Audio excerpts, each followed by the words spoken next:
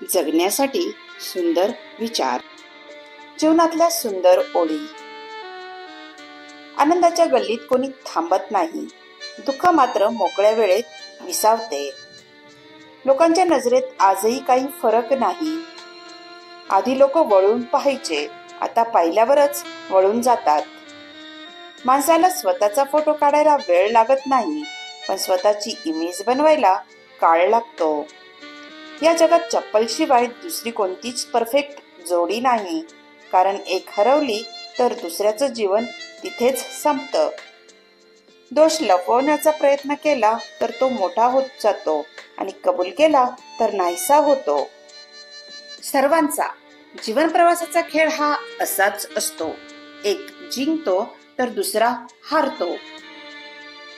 मायेने प्रेमाने जग जिंकता येतं, पण बऱ्याच वेळा ज्या व्यक्तीला आपण जग मानतो त्या व्यक्तीला मात्र आपण कधी जिंकू शकत नाही. या जगात सर्वात सुंदर काय, तर मी म्हणेन माणसानं माणसाशी असलेलं प्रामाणिक, प्रेमळ आणि विश्वासाने जपलेलं माणुसकीचं नातं. अनेक चुका झाल्या तरी जो संयमाने पोटात घेतो तोच अंतःकरणापासून आपला खरा असतो. विश्वास सांभाळणाऱ्याला, जबाबदारी पूर्ण करायला आणि वचन घेणाऱ्याला नेहमीच दुःख, यातना तसेच महत्वाच्या अग्निपरीक्षेला सामोरे जावे लागते. संयमाची कास धरावी लागते. जीवनात स्वतःच्या कानाने ऐकलेले शब्द आणि डोळ्याने पाहिलेल्या घटना हीच आपली खरी न्याय देवता असते. माणूस जेव्हा जन्माला येतो तेव्हा सर्व नाती आयती मिळतात, पण माणूस एक नातं स्वतः तयार करतो, ते म्हणजे माणुसकीचं अनमोल नातं. त्या नात्याचं मोलच करता येत नाही. यशामागे कधीही रहस्य वगैरे नसतं. प्रचंड कष्ट, प्रामाणिकपणा आणि अपयशातून शिकण्याची वृत्ती, यातून ते साध्य करता येते. प्रत्येक माणसाचे दोन चेहरे असतात बघा. एक जगत असतो आणि दुसरा वागत असतो. आता यात आपल्याला वागणारा दिसतो, पण जगणारा पाहावा लागतो. तो कसा, डोकावून, निरखून आणि कधी कधी अनुभव घेऊन सुद्धा. कितीही वाईट वेळ आली तरी इमानदारी सोडू नका. धन आले तरी नीती सोडू नका.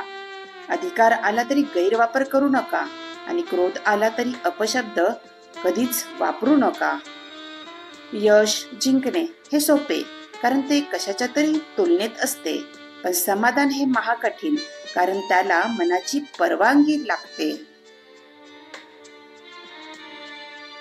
कसलं पद, कसला रुबाब, कसला पैसा, कसली संपत्ती आणि कसला मोठेपणा. खूप विचार केला तर काहीच नाही. मृत्यू जेव्हा येतो ना, हे जे काही आहे ते काहीच बघत नाही. श्रीमंत असो किंवा गरीब, नेता असो किंवा सामान्य कार्यकर्ता, या मृत्यू पुढे सगळे जग शून्यप्रमाणे आहे.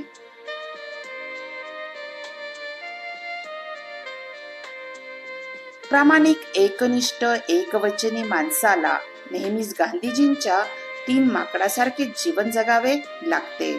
1. कान असून पण ऐकता येत नाही. 2. बोलता येत असून पण बोलता येत नाही. आणि 3. डोळे असून पण बघता येत नाही. सगळं गप्प बसून यातना सहन कराव्या लागतात, कारण त्याला नातं जगायचं असतं. तो वचनबद्ध असतो म्हणून. व्हिडिओ आवडला असेल तर लाईक, शेअर आणि सबस्क्राईब नक्की करा. धन्यवाद.